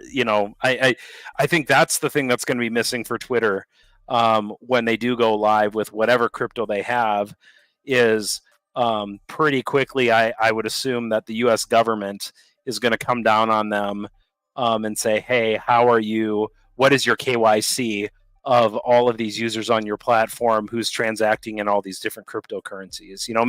Maybe throw stablecoin on there too, but I would guess they're going to go with highly liquid top market cap coins to start. Would I love to see an XRP or an XLM? Absolutely. I think it just makes sense, technologically speaking, speed, transaction, settlement, all of those reasons that we've talked about for years. But yeah, that's my speculation. He'll go the PayPal route and start with the PayPal coins. That's what I'm going to speculate on right now. All right, guys. I'm gonna give a very quick answer. What G said, and I got to get out. I kind of listened to everybody, but I didn't want to be rude. Just take off. My wife is waiting for me. I'm about to get out of here and go eat. Crypto Tales. What's up, my brother? Diamond Hands. Thanks for being on. G, Apex, DJ Jazzy, Crypto Navigator, my boys, and CypherX already took off. Much love to my boys. I got to get up out of here, guys. Much love. Peace out, brother. Peace out, Jay. Okay, what up, Tails? All right, Alan. That was hilarious. I got it. And talk to me, Sean. Huh? Go, Sean. No, I got the answer. Does anybody know, and this is a rhetorical question, does anybody know how many protocols are enlisted and activated in order to send a text message or email or view a website? I think it's going to be not all the above, but I think it'll be an XRP, an XLM. They'll be interoperable, be able to talk to each other. I think you'll be able to see an HBAR or Algo. I'm sure Bitcoin will be sprinkled in there. I think all the major protocols that are highly liquid, and Twitter's going to have to do the KYC and AML to have people interact with the platform. But I think it's going to be a multi-chain world. So if Elon wants to tackle 50% of the payments, and let's call it in the country, let alone the globe, then you're going to have to interact with all that, because one country might prefer XLM, another country might prefer XRP, another country might prefer HBAR, and they'll all have to talk to each other at the layer 1, layer 2 position, and then you'll get to a layer 4 position where it all just works seamlessly and nobody will know what's going on in the background. Yeah. Tails, you want to share what you think would be Elon's choice for X payments? What do you think it will be? I think he'll choose Dogecoin, honestly. I mean, he always talks about it. As far as like it being the best coin for the job, it's definitely not. But I don't see why he would choose anything else. I mean, he could use any of the X's because it makes sense. It's X. But I don't know, man. He always talks about Doge, and I think he's fixated with it. So somehow he'll use it. Dude, could you imagine Hedera Foundation announcement with X joining the governing council? That would be huge. I forget who mentioned HBAR at first, but I mean, I could see that route too, where X gets invited as, I don't think they have a social media platform on their council currently. That would be huge, and I could definitely see that because you got a bunch of Fortune 50, Fortune 100 companies already on that council. Were you meaning XX? Is that what you were talking about, Apex? Yeah, like Elon Musk joins the HBAR council as X.com. Like Twitter joins it as one of the governing entities, like Boeing and DL Piper and Deutsche Telekom, all the current ones. I think they've got 30, and I know they're capping it at, I think, 50 or 60, but that would be huge. And you said, and to add to that real quick, is that XRP or Ripple, the company, HBAR also has a similar logo design. They've developed both partnerships. Hold on, one at a time. Sean, finish up what you were saying, and G, please go. My bad, Sean. Yeah, no worries, G. G unit. No, I was just gonna say that XR Ripple, the company, has developed more partnerships than any of the other projects that I can see. So they would be, I would call them in the lead. They might not win first place, but they're in the lead right now. And barring any, any what do they call it, rug pull to let another company come in and take it. That's what I see happening. Go ahead, G. What up, nerdy? Yo, I was just gonna say HBAR and the X.com logo are actually very similar. Like they have this double, like paralleled, like line type of thing. Like on the X logo, you got this paralleled line doubled up, and then on the HBAR, you got the parallel lines in the middle of the logo there. That could be a sneaky one. That would catch everybody off guard for sure. Yeah, Alan, I got a share screen just real quick on the console, Solid. if you don't mind. Yeah, absolutely. Apex.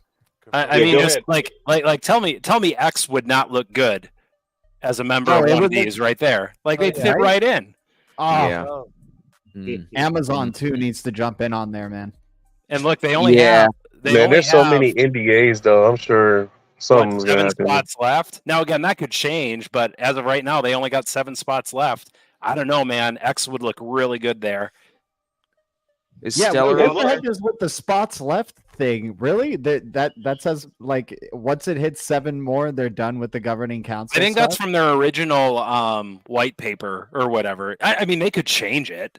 They must have known the plan all along. It's just a pinky promise. Now I don't know if it gets into distribution amounts and all that stuff. So maybe that's part of it, where they said, hey, the vesting token schedule. Because I do know each one of these companies do get a portion of the HBAR. So that's part of it too, because the idea is they're vested in the network and then they get a chunk of the HBAR as a vested member of the network, right, to utilize. Apex, I got a quick We're question. so early with HBAR. If Ripple has 1,700 NDAs, how many NDAs do you think HBAR has or Algo? Well, how many NDAs do you think all of these companies within HBAR have? Oh yeah, stop, man. Yeah. It's over. Right there, like the biggest connection out of this whole graph is T-Mobile, which is pretty crazy because T-Mobile literally connects everybody. Like, if you want to get into the really gist of it, T-Mobile connects SpaceX, and then you have a connection towards DAG. Then DAG connects a lot of people, and then T-Mobile also connects a lot of people through Quant and through A0. A0 connects to Algo. Algo connects to Hedera. So there's another like connection through there. Yeah. And it's like, man. Hey, Nerdy, real quick. I hate to cut you guys off. Listen, I got to bounce. I appreciate the panel. Appreciate Alan, Nerdy, Apex. All right, Sean. All the guys that were on before. Peace out, Jazzy. I'm going to listen in on the YouTube. So you guys have a good night and appreciate you guys. All right. Later, Sean. See you, Sean. Thanks for tuning in, buddy. Another big one is Tata Communications. People don't know that's Jaguar. You have Boeing. Boeing is huge. Boeing is working on a bunch of VTOLs. You have Google with all your Google Clouds. You have IBM with your AI, your Watson. This is huge. Stellar connections there and SHX huge connections for connections HBAR. there. Ubisoft for games. Casper connections. Freaking DBS in your chain links. Like, this is massive, guys. This is so big. Standard Bank connections. And you have your Dell with all your chips and computers, devices. It's at 13 cents too. What the hell? LG with all your freaking home devices. Yeah. It's crazy. HBAR severely undervalued. Not financial advice, but half the supply of XRP. Like, if people were to understand, if you wanted to create an interoperable system where devices can talk to one another, you would want to be on a Hedera council. So let's just say LG made a device that needs to communicate with the Boeing plane or whatever, or Google with the LG device or whatever it is, right? With their whatever. Then you can just imagine having a home where you have your Google Home Kit, and then you have LG light bulbs, and now it's instant syncing. So as soon as you sync your bulbs to your Wi-Fi, your Google picks it up, and then boop, it links together. Think about how many think about when you go buy a product, you're not really worried about a specific ecosystem for that to interoperate with. It's all interoperable. So even though companies might have a separate ecosystem, you might have a LG ecosystem or a Sony ecosystem, but both of those ecosystem work together. So it's kind of like exactly what the big deal of Apple was, because everyone Apple stuff because Apple shit works, right? It's the big thing about Apples. Everything is fluid and it just works with each other. But now we're with AI and Hedera, it's like that's with everything. So on a larger scale, that means your car talking to your charger, talking to your city, talking to your phone, and everything. Talking to your toaster. Talking to your your toaster and your coffee machine. Like, bro, this shit's so nuts. I don't think people really understand like how interconnected. See, what is I don't think I want my underappreciated. toaster talking to my coffee, bro. No, this is what's going to happen. People aren't thinking this through. Like when you say something mean to your toaster for burning your toast, right? Your toaster is going to tell the refrigerator, and the refrigerator is going to spoil all your food. That's what's going to happen. And then so then soon you're going to have to like already be like, oh crap, I can't say anything mean to the toaster because the toaster might tell my car to not start. Yeah. Especially if you live in Canada. Yeah. But you know, like what you're saying is kind of true though too, because that's exactly what G like I have to thank G like a whole bunch for showing me the NTT stuff, because it really made a lot of connections. And like with that stuff alone, like the whole banking, open banking, and whatever they want to call it, MP3, whatever the fuck they want to call it. The whole point of that is to create a social, a financial assistant to where your Wells Fargo, your Bank of America, is not just monitoring your purchases, but it's creating a profile. So let's just say that your fridge, you order the same food, right, and that's connected to your banking card. So now it's not just your fridge that's giving you an update. It's your bank that's telling you, hey, you have X amount of dollars, you're out of milk, you have money to purchase it. Do you want me to order it for you? Like, that's the question that's being asked now, and that's pretty nuts. So what I think's coming next, the next big move after we do get some regulations, is I think we're going to have the massive amount of companies actually coming online and utilizing this technology. So I asked earlier before you got in the stream, maybe you can answer this, Nerdy. So let's say I have a company, a big company, sells $1 million of the volume a year. They want to make payments using credit cards. Everybody comes in, utilizing credit cards, but they don't want to pay the extravagant fees of 3%, because that's what majority of them are paying. What could they use right now to save, in XRP transactions, fraction of a penny? We know it's not going to be that cheap, but what could they use right now and actually get, instead of fiat, crypto? Well, here's that argument, right? XRP. Like, your whole point of your question is something that's from a traditional bank versus those same services offered from a credit union is free. So with the credit union, they don't charge for using the ATM, or like it's most of the cases it's free because you're a member, right? So what I think will probably happen is, again, it goes back to the open banking ordeal, where in order for banks to be competitive, the whole fee part would eventually would have to fade away, right? And that's the example I gave on my little tweet thing that I made, was just how we went from minutes, from having, like, we used to pay for minutes with your AT&T bill or whatever, and then we have unlimited plans. Well, I think the same thing's going to happen with payments, where we pay for fees today, but in the future it's just going to be unlimited, where we don't even think about the fees because we're utilizing these other networks. You'll just pay a subscription for life. Yeah, or whatever for your bank. Like, for example, like your bank charges you a maintenance fee, so it'll just be included in your maintenance fee. You wouldn't even realize that, it's just part of it. But that's what I'm saying. Like the normal Joe, like the normal person, won't even realize that they're using blockchain or any other services. It'll just be in the back end. They'll have no clue. Like, we understand this shit because we're nerds. We're all dorks. But in the future, like, no one really gives a shit. Very nerdy. But yeah. Yeah, Dude, I think it's coming. Not even, sorry, just real quick. We're not even in. There's been no hype cycles about micropayments yet. like Yeah. whatsoever. And I think that's such a huge use case for these digital assets, is being able to do micro fractions of a penny payments, Yeah. because that makes it really hard for hackers to able to hack a payment. If a payment is going at a million packets, of just micro pennies per second, they're just basically hacking, they would try to hack the whole payment somehow. But the thing is, it's like just numerous payments at a time. So you're just like, I think David Schwartz said, like, good on you if you're able to hack one of the payments, because you're only getting like a penny from me from the payment. Like, Yeah.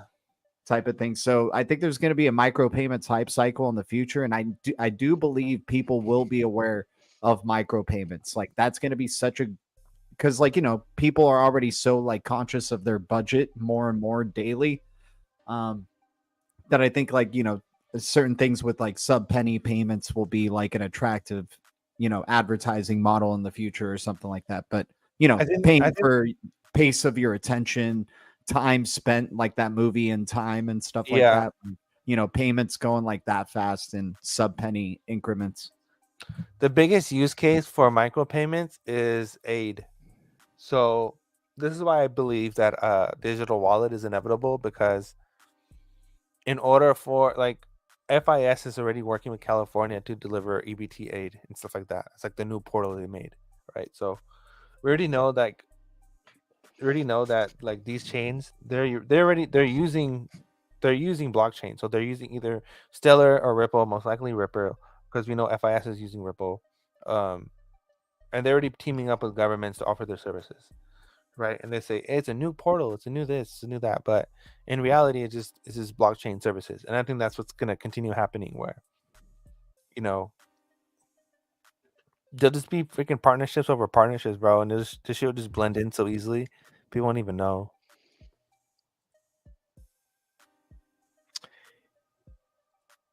So my whole question was, so asking, not to beat a dead horse, but somebody put out Stripe or something like that. I don't know if you can actually do the settlement. So what I really would like to do is bring on this company to make all the payments with credit cards, but be paid in crypto, because we know fiat essentially is going to go away. Eventually, we're going to have a complete collapse of the system. Fiat currency is going to be very, very extremely low in the amount that it's actually going to be worth compared to crypto. So I think at this point, it'd be better to be in certain tokens than it would be in fiat when it all comes collapsing down. So, but it's not okay. It's not like fiat itself is gonna go away. It's gonna, everything the way it is today is gonna be the same. Okay. The only problem is that fiat itself is not liquid, because that's where we have purchasing power. So that's where crypto comes in, of tokenization of real world assets, to give liquidity to fiat, and then give fiat itself more utility by making it easier to transfer cross borders. So it's more of like the Federal Reserve is probably going to go away, and we'll probably have money issued by the Treasury rather than dollars themselves going away. Does that make sense? Yeah, no, it does completely.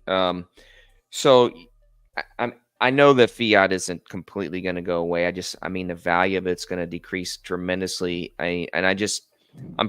I'm thinking of the future a lot, and I just see it's not going to happen for a while. But I'm more or less trying to get people that I know hedged, and not because ultimately this whole thing is going to shift. And when it does, a lot of people are going to be caught off guard. They're going to be scrambling to get their payment system set up and how they're going to take payments from customers. And, in the event that there's a delay in that process, a lot of people are going to be, probably left out for a little while. I don't think every financial institution that takes payments right now, it'll just be a flip of the switch moment where they can instantly switch on to this new system. They got to have this implemented into their technology they have.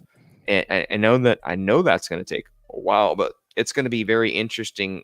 And I know they've already planned this, so it's going to be very interesting how they're going to actually flip the switch essentially and get everybody to actually do that. So, but anyway, that was You have to something I was remember thinking. that they've been working on this, so their pilot program lasted 10 years. So the pilot programs, a lot of them began in 2010, 2011, 2012, some of them. And a lot of them ended just recently in 2022 and on. And during that 10-year time span, that's what they were doing. They were testing, adopting, getting ready for this moment where, okay, and that's like the other post I made was if our government owns the internet, they literally like control all the cables, and we have spy satellites that monitor everything, and then our banking system, the Federal Reserve, is owned and controlled by a group of stockholders or board members, which basically is JP Morgan. So JP Morgan literally is the banking system. So if they technically wanted, a flip of the switch moment of the whole banking system can be orchestrated, because we're literally holding all the keys to make that happen. So it's not actually outlandish that couldn't happen. Right on. Yeah. That's some scary shit. Yeah, it's going to be a pivotal moment in time for sure. I said it earlier before you jumped in. I feel like the back of my hair standing up lately. Like I just feel like we're like at a standstill moment at this point in time, and something's just going to come like really quickly. I think something's happening this week. I don't know why, but like I said, the back of my hair standing up on the back of my neck. And when I've had this feeling before, it feels like we're on a precipice of some kind. Yeah. Well, think about it this way: you have the CTFCC people, whatever their abbreviation is. They're basically talking about Prometheus, and Prometheus basically sees everything as a security, and they're trying to say ETH is a security, right? Then you had Binance CZ basically had to give up his passport because he's a criminal. So you have BNB so you have BNB and you have ETH. Then on top of that, you had Tether, all the stuff that's going on with Tether right now, saying that's connected to money laundering and shit like that, and funding terrorists and all this other stuff. So you have USDT, BNB, and ETH on the chopping block, right? During the same time that Bitcoin is this skyrocketing only because freaking you have Aladdin, you have BlackRock that's buying it. BlackRock literally owns 1% of Bitcoin supply now. And then you have Tether that's pumping, that gets printed, and then Bitcoin goes up. So the whole damn system is rigged at this point. And remember that Bitcoin was created through the NSA too. So that's another NSA connection. So if you really think about it, the whole damn thing can be orchestrated to go whatever the way they actually want it to go, because they actually have the power to do so. All in all, it's all the NSA and it's all the CIA, and they have all the pieces in their favor. They can do whatever the fuck they want. We can talk about it all we want, but at the end of the day, they can do whatever the hell they want. No one can do shit about it. You ain't lying, nerdy. I mean, they created it all. I mean, most of us have been here a long time. If you didn't know, that are new in this group and new to the stream or new to the community, new in crypto, blockchain technology was created right here in the United States, and this technology has blossomed ever since. It's taken 23 years to get to the stage that we're at right now. And when they say technology takes forever, it literally 23 years is like forever, but not really. Most technology is suppressed for 10 years minimum before we end up getting it. So not surprised that it's taken this long, but I'm certainly in a hurry for it to happen, like everybody else. But at the same time, I'm kind of glad that it's not rushed in immediately, because I think this a lot of people would be so caught off guard they just won't know what hit them, like you said. And I do believe when that flip of the switch moment happens, it's going to be pretty easy as far as how the retail investor is actually going to be able to use payments. I think that even Visa MasterCard came out and said that every Visa MasterCard is ready for crypto payments worldwide. So I mean, instantly they could, use your cell phone.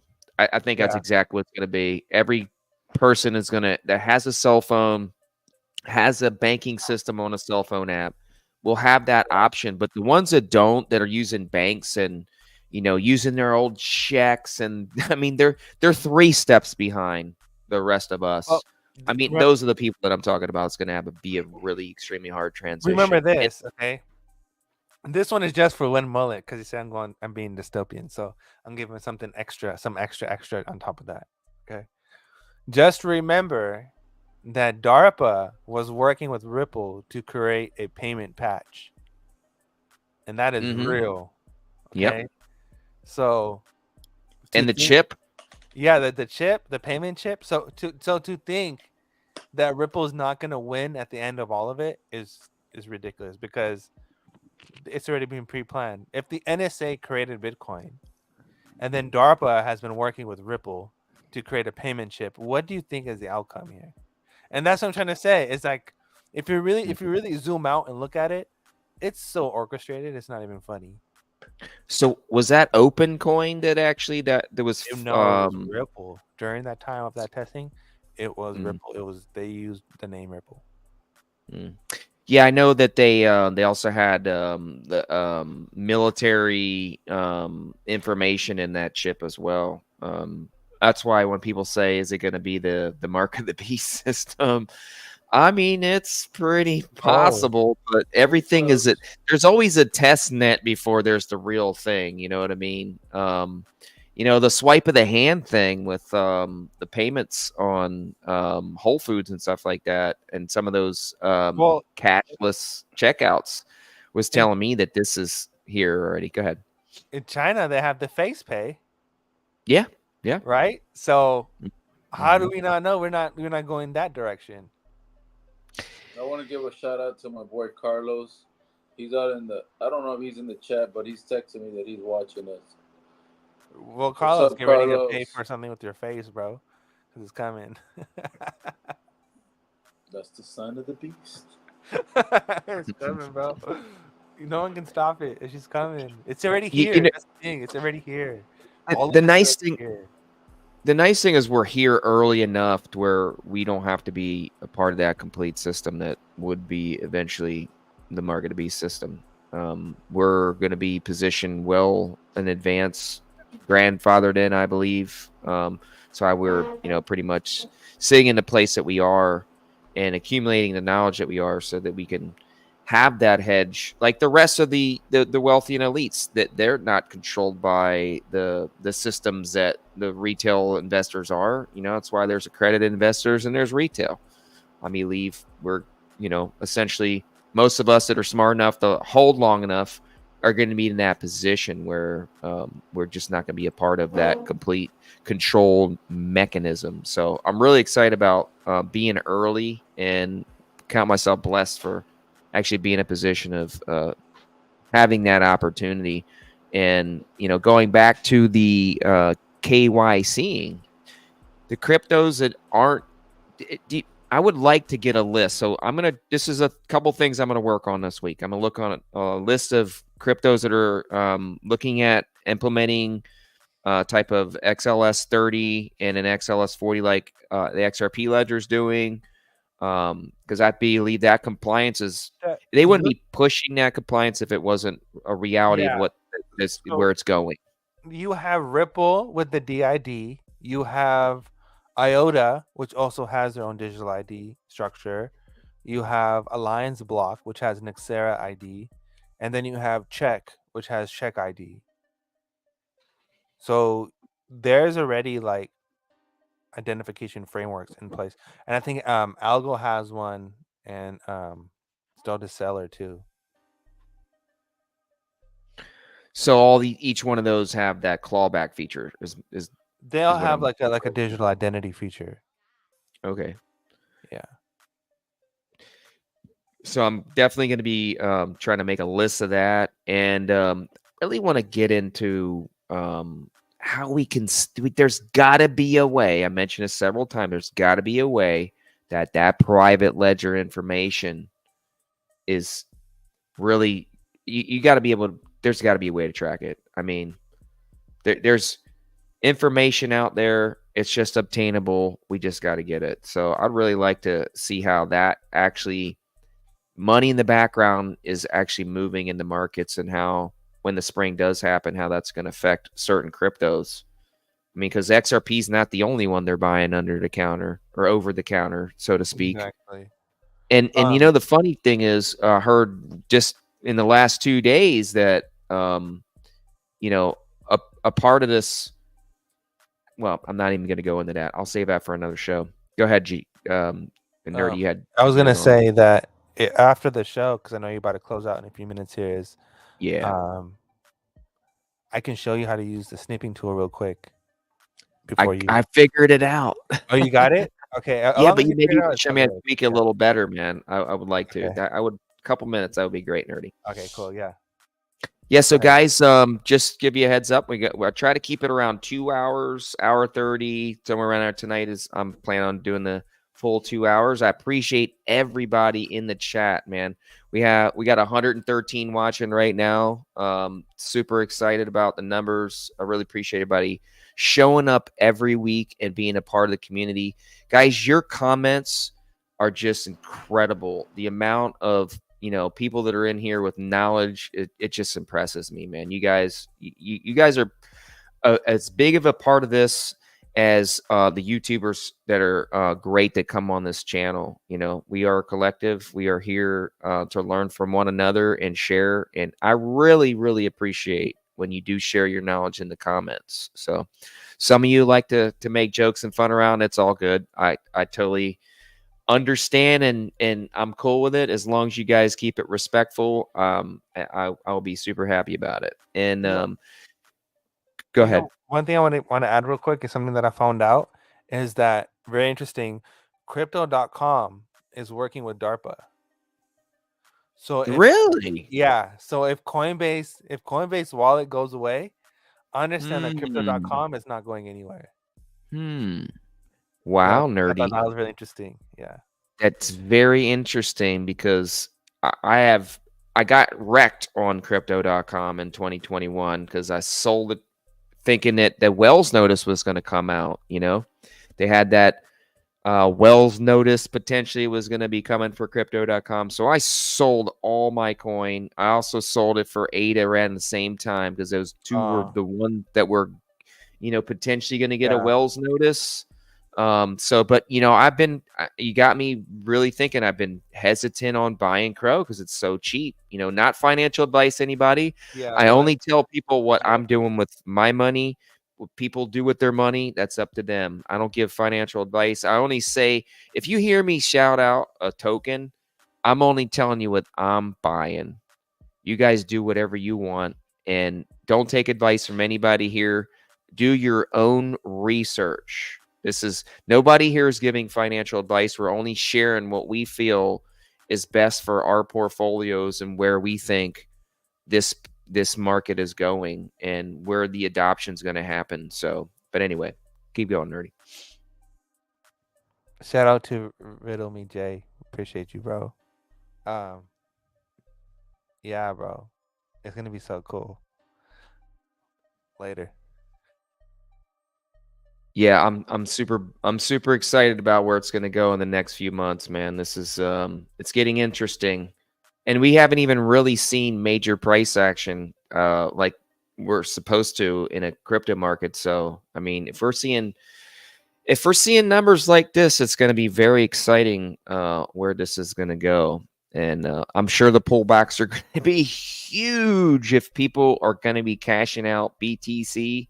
Some of these, ETFs, they're going to be cashing out. So there's going to be huge pullbacks. So be prepared. Don't get too emotional. Put your emotions aside and keep your head up and not down. And you're going to make it. And if you don't cash out, you're going to be able to hold for a few years and you're going to make it. Don't sell if you got good utility tokens and you didn't cash out. Yeah, and I think the inevitable, if you guys want to get to the basis of it, what's probably going to happen is just like, I don't know if you ever use Coinbase, use a Coinbase card or use a Crypto.com card. But when you use those cards, you can select the currency you want to pay with, and then it'll pay with that currency.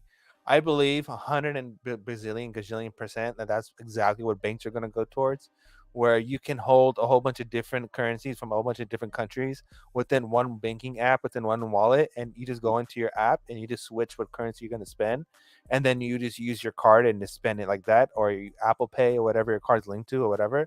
But that's literally the only thing that makes sense to me. Because if you think about it that way, and if you wanted to cash out an ATM, you could. Go ahead. I don't think there's gonna be other currencies. I think there's not gonna be like euros and rubies. I think they're gonna do away with that. Nah, they can't, bro. Because you know why they can't do that? Because of geopolitical, because of trade. And only because of trade is the only reason why they can't do that. Because the only reason why you have the euro is because that's how the country creates a GDP. So if you were to get rid of the currency altogether, then how does the country create a GDP? How does it? Sorry, nerdy. Repeat that one more time. Like the country doesn't have its own domestic gross product if it's not doing anything in its own currency. Right. Like Palau, right? You're kind of you need to have.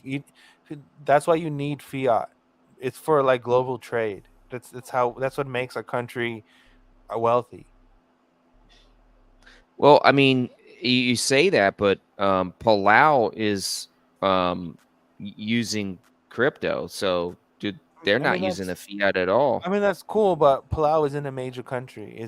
They're not a major trader, right? So compare that to someone else like us or China or something.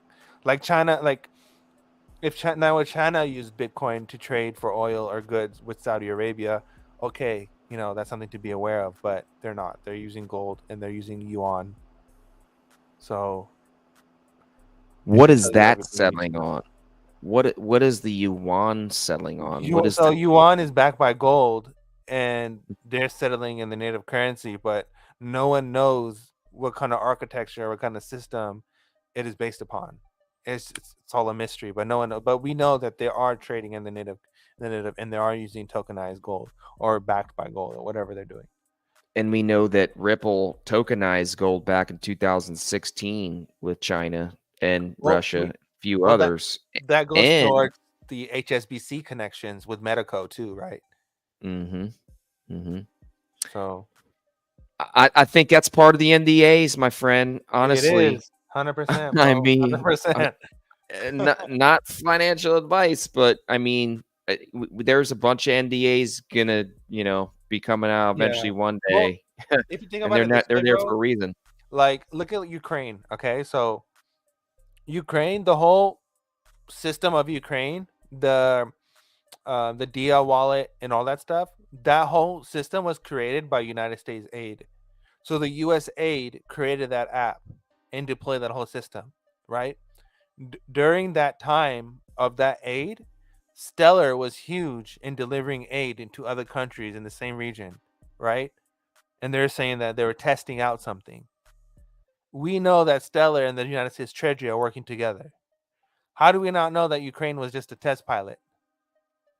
Mm-hmm. You get what I'm saying? Probably was. Yeah. And then you look at what China is doing, trading with the native currency and their tokenization and all the stuff. We don't know what system they're using. How do we not know that's not, and also another test pilot. You get what I'm saying? Like, no one knows shit. But what we do know is that people are using this shit. Is the BRICS alignment and they're trading in their own native currencies, you know, the major testnet in the go moment for this digital asset space to actually take off. You know, Yeah. that's kind of what I've been focusing on lately. We're seeing a lot more traction with that. But hey, guys, we're at the top of the hour, and I really appreciate everybody being here tonight. Thank you, Jess, for showing up. Diamond Hands, Nerdy, thanks for being here, man. G, always a pleasure, my friend. I Appreciate you, coming Crypto on. Navigator, man. We love Thank you, you G. to the chat that's always showing me love. I know I'm new to We love you, Mel. to the game, man, but the chat's always showing me love. Thank you, guys. And everyone that G was never here. G's actually an AI. The only thing real about G is his beard. Besides that, he's just AI. Shout out to the chat. Nerdy. Shout out to you guys. We'll see you guys on the next one next week at 9 EST. 9:05 we go. We got a few minutes after the hour. We try to go live, getting all the audio and everything tuned in. But appreciate everybody being here. Stay bullish, and we'll see you guys on the next one. Peace. Adios.